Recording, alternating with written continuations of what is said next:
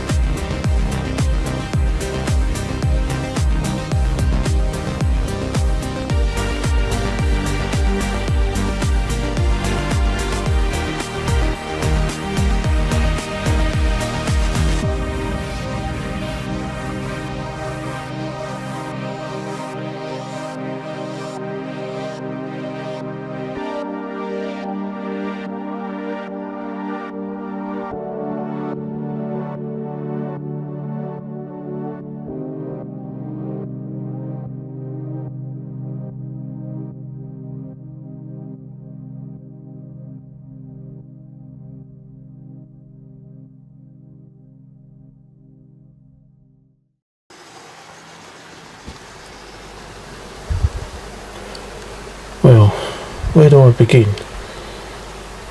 I suppose it was around 2018, something like that.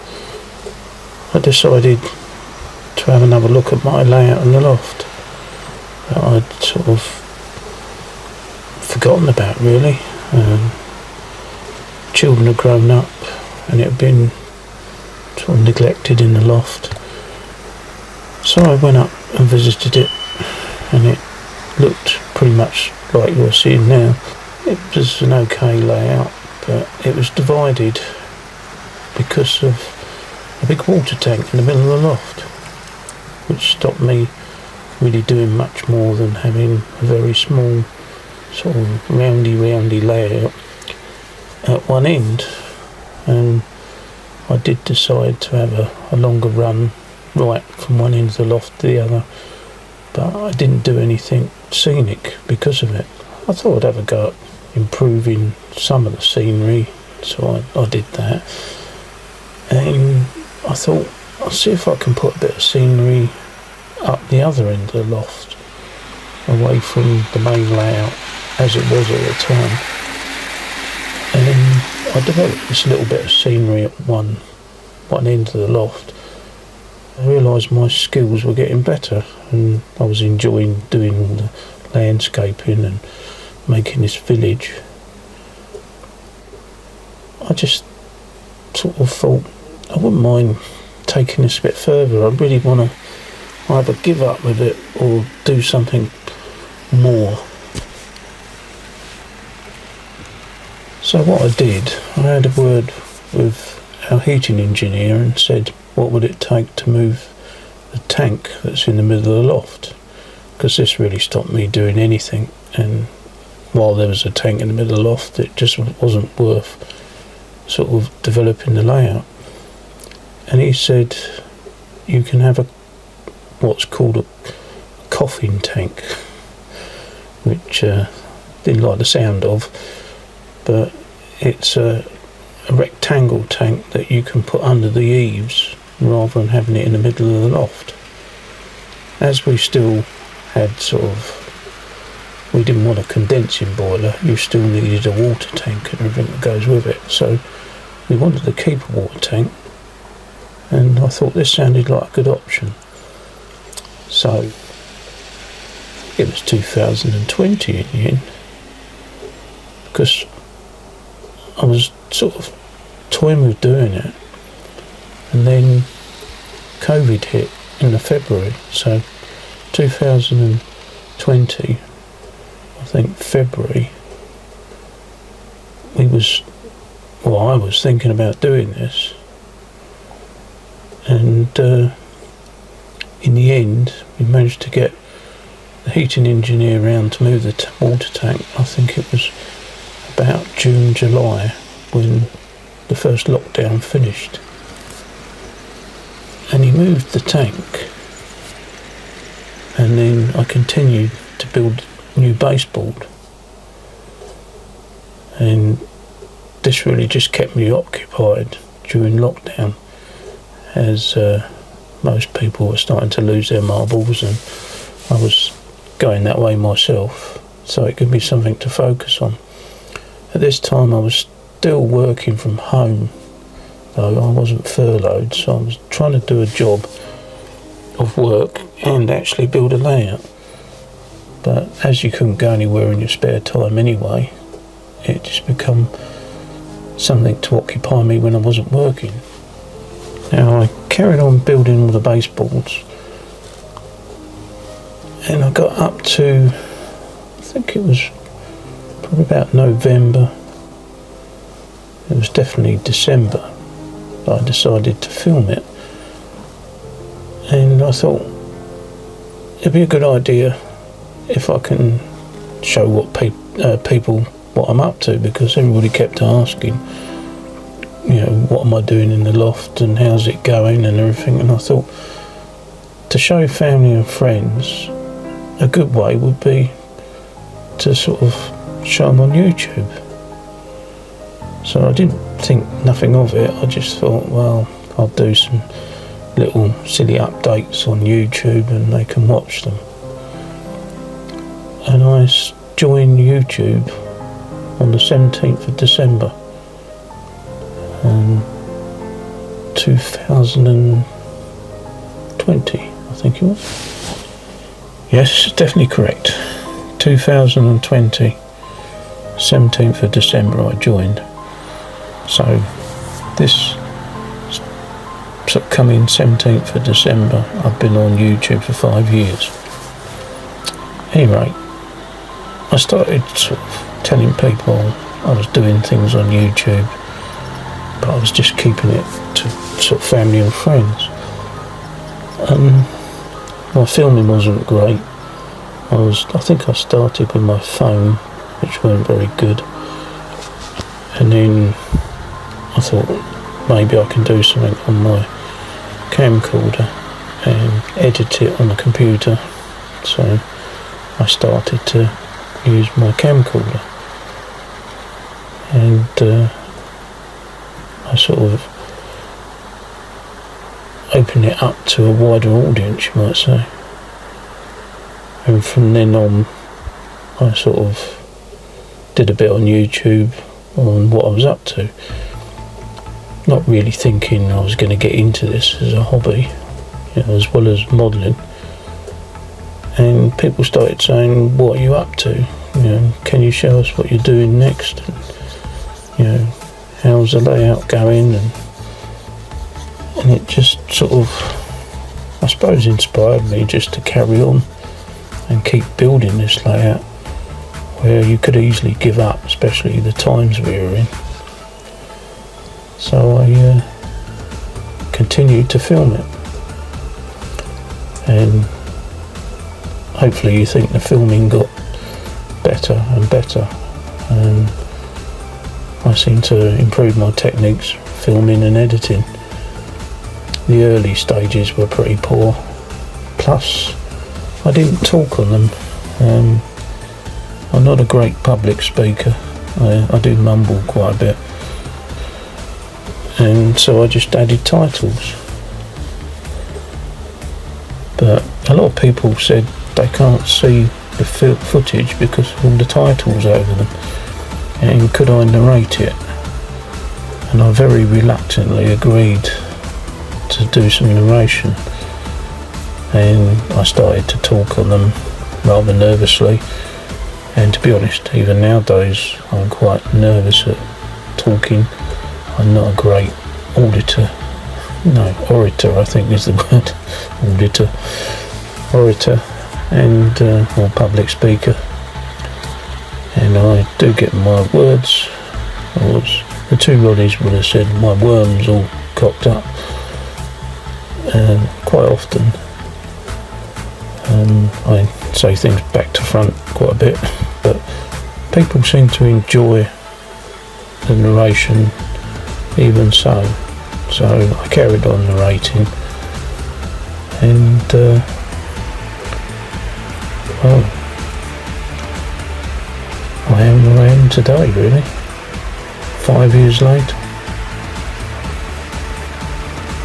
And I just thought you would like to see some of the footage from some of the years that have gone by, and you can see how the layout has sort of improved and gone from strength to strength, really, and I've improved my skills along with it. What follows next is just a look back on me building this layout, with some of the fun times I've had and some of the disastrous things I've done, and generally the progress over the years. So hopefully you enjoy this little look back over 5 years of me building this layout. I started off a model railway in my parents' loft that I was forever ripping up and changing because I wasn't happy with it, and then my brother got involved, and he went through the same process, and then girlfriends come along, family come along, and I made a little silly one in my loft that you've seen in my history, that my children enjoyed and I enjoyed, but never really put full effort into it, and never decided what era I wanted to model in. But I've chosen to model in the 80s now, and I put my full effort into this. But as I say, I don't know every little detail, and I'm quite pleased to hear from anybody that can give me some ideas. I've now got a new lapel mic, so hopefully you can sort of hear me a bit better than normal, and it sounds a bit more of an improvement, but I still fluff my words, even a new mic, but hopefully bear with me, and hopefully I'll get better at it. Talking to cameras is a bit daunting sometimes, but I'm slowly getting used to it. Hi, welcome back to Woodhill Park, this being my 1000th subscriber special. Thanks for getting me over the threshold. I really appreciate it, and I appreciate all the support I've had and the comments through the year. This is also my year's anniversary as well of starting the channel, and not to mention it's Christmas and it's bloody cold up here, so I thought I'd be silly enough to wear one of these, but it keeps me warm anyway. I do enjoy filming the layout, but filming it and editing it does give me probably twice the workload, and it's not really noticed by people who watch the channel, but it is a lot of work. But saying that, it gives me a good insight on my model skills and what I've done wrong, especially if I do some close-ups of something. I can always see how I can improve things. Plus, it gives me a chance to have a bit of fun, speeding up things and adding a bit of humour here and there to the channel. But previously I've done all the grass, various different grasses blended together with scatters underneath, and I'm basically going to show you how I put the undergrowth on the side of the embankment. This has all been a bit of an experiment for me, and I haven't seen anybody do anything particularly like this. I have seen variations of it, but this is just the way I've been doing it.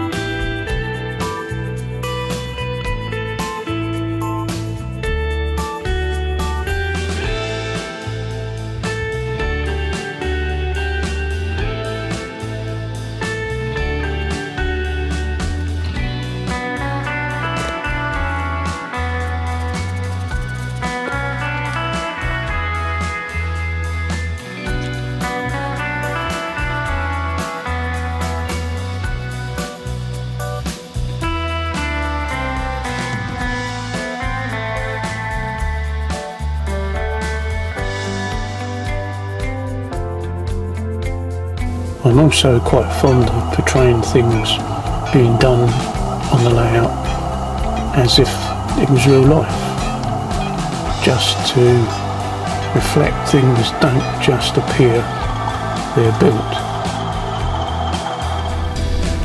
The guys are busy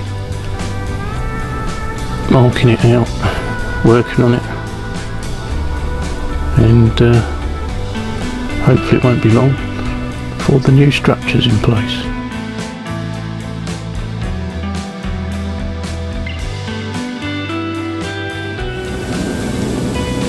I must admit I did have a bit of a lump in my throat when I pulled the old station apart. It was quite nice, but it wasn't sort of in keeping with the rest of the building. God save the King! God save the King! I think this brings the layout to life and gives me more ideas on what I can do modelling wise. Executive high-speed train with an average 111 miles per hour with intercity cocktail. British Rail Engineering proved once again that Britain is as capable as ever to meet a major engineering challenge and to succeed. The highest recorded speed for a diesel train of 145 miles an hour, a new world record there, and another world best in average speed on the entire journey of 115.16 miles an hour. The previous fastest time from Newcastle to Penzance was 10 hours and 40 minutes, but today the new Cornishman service aimed to knock 2 hours off that journey time. These are not the exception. Super Club car specials only for the rich. These are the everyday trains of Britain.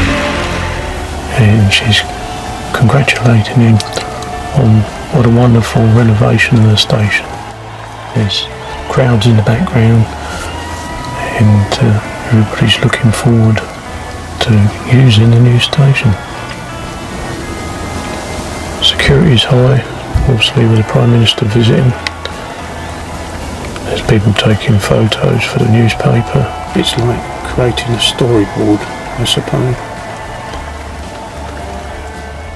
It was quite a challenge, and at some points I was pulling my hair out. Some of the detailing is so delicate.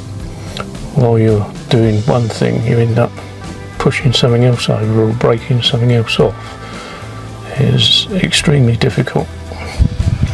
Even putting the bunting up on the fencing was driving me mad, trying to get that in place. Well, I can't think of anything else to say.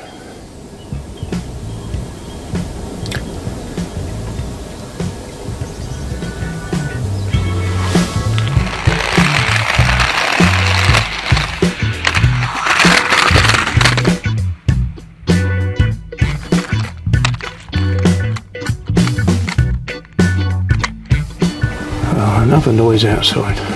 Every time I try and film, there's a delivery driver or a pigeon stamping on the roof. Another cut.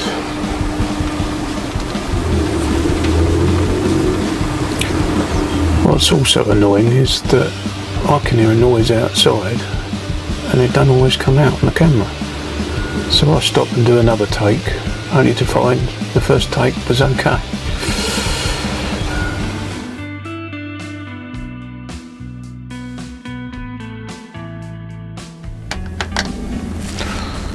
Hello again, and before I say anything more, I'd like to wish everybody a Merry Christmas and hopefully a Happy New Year, and welcome to the new subscribers I've picked up over the past year, and thank you very much to all the people that have followed me on this modelling journey since the beginning. It's a valid comment, and I've been having a go at spring cleaning my layout before spring's over.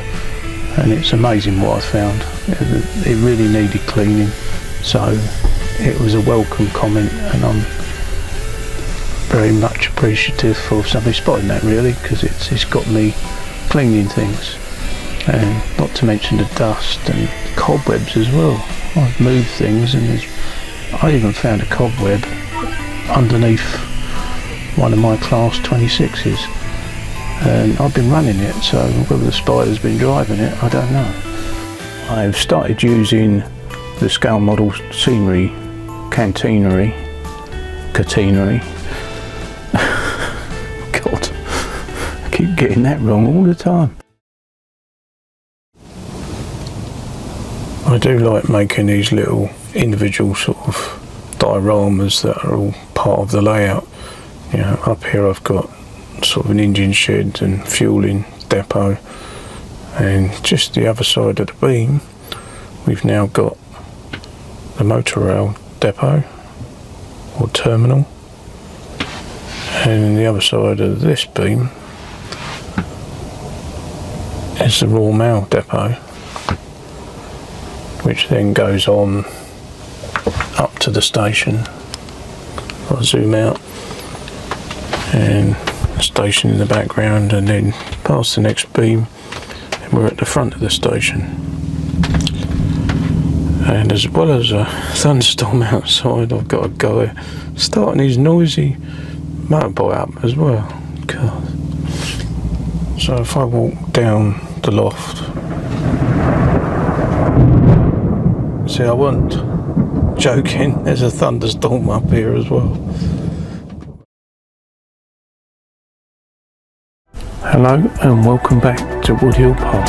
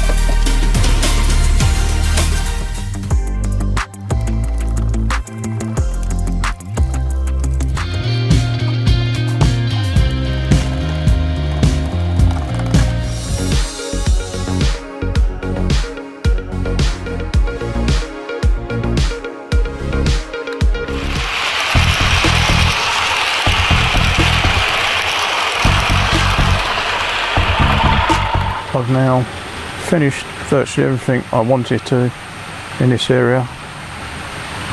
I've got a bit of cable trunking to do and a little bit of ballasting, but I'll do that in time. But now everything is complete and I'm really happy with how it's come out.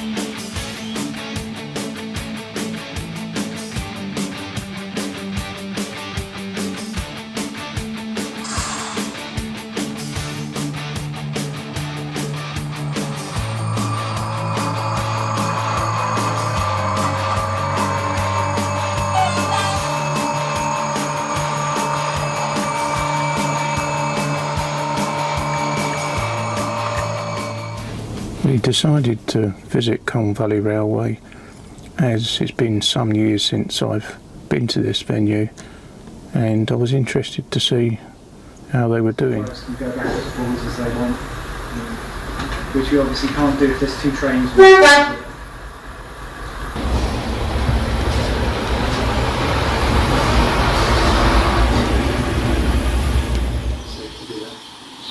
that's the full weight of the signal. Yeah, but that's only that short run to that signal there. Yes. And I entered into which would have been the main hub of all the activity, the sorting coach, and it was as if people had just walked away and left it tidily, but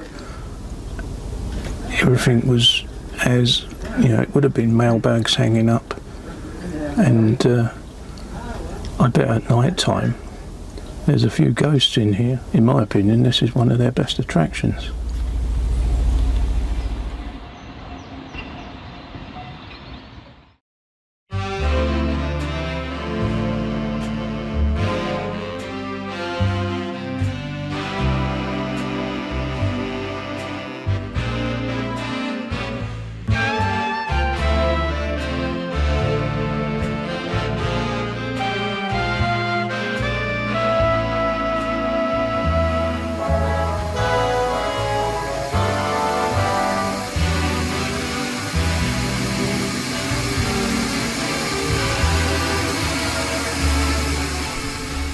We woke up in the 1940s as across the road somebody parked an old Austin, which really set the scene. We quickly got dressed in our costumes, mine being a long-range desert group captain, and made our way across to the station as we were trying to catch the first train to Kidderminster and participate in the events going on the station. Happened to go in the odd pub, you might say, or the pub.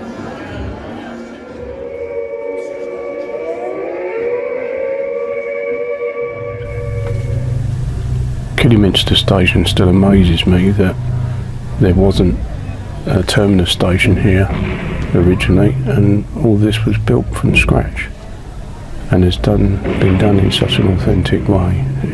You wouldn't really know that it wasn't original.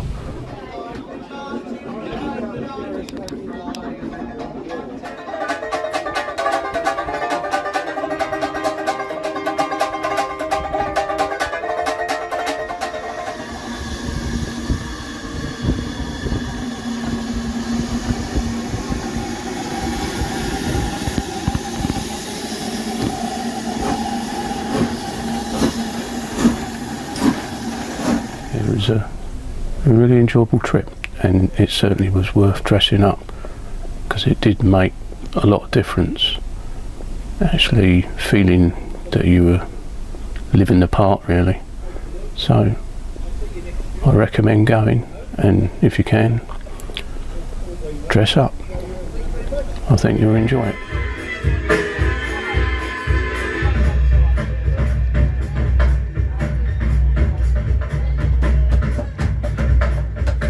A guy said hello to me. I don't know who he was, so thanks for sort of shaking my hand and making yourself known. It's always nice to meet somebody the other side of the camera.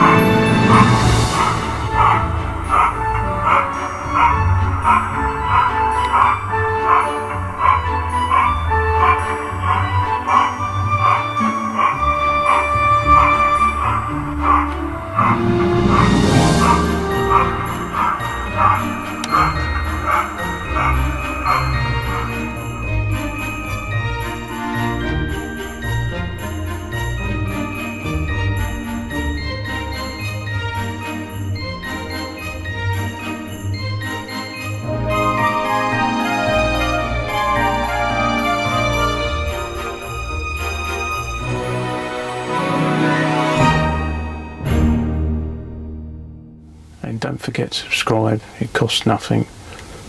It's easy. Just push the button at the end of the film or update and you'll be taken to my channel where you can just click the button and subscribe. So thanks very much. See you again next time.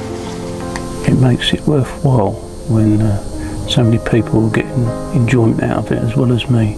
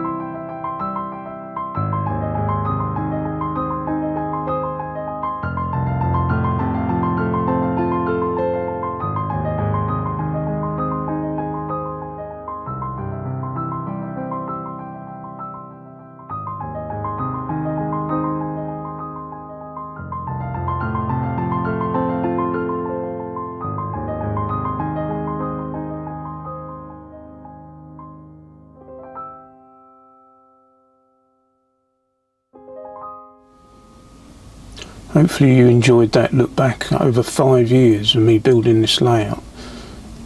I couldn't get everything I would like into this short update because it's no longer a short update anyway. It's got longer and longer with more and more footage that I found that I wanted to cram in it.